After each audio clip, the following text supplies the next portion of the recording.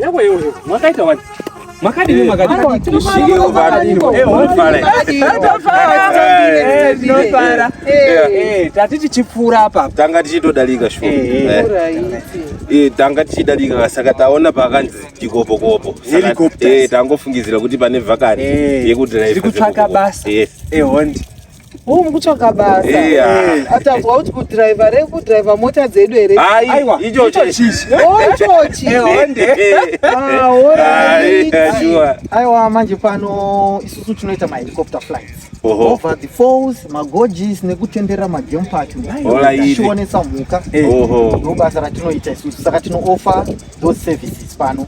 Panodawo muchato wadawo haya mahelicopter yedu neii yatinayo neimweyo yemhuri dzakati kurei. Vanoenda kumisha dzakasiyana vachienda nendege. Tinotohaisa kubocha chaiko chinotosvika chaipo vanoda zvakanaka. Iwo maqualifications enyu akambomirawo seiko? Inini manje handiti kana ndichikwanisa kudrive drone rechivanhu kokuzotaka mwavharika tiri kureva raseo pachirungu raseo pachishona tinoti rusero.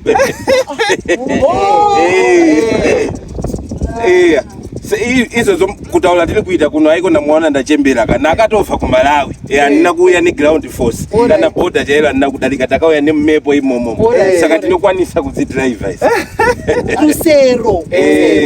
raseo pachirungu. Aiwa pakanaka kana tazoitawo mavhakatsi acho atinokubatai. Mapepa enyu akagona kutisirawo mapepa enyu. Aiwa ndataura kuti zvedu zviri energetical. Yes. Alright. Yeah. Born gifted.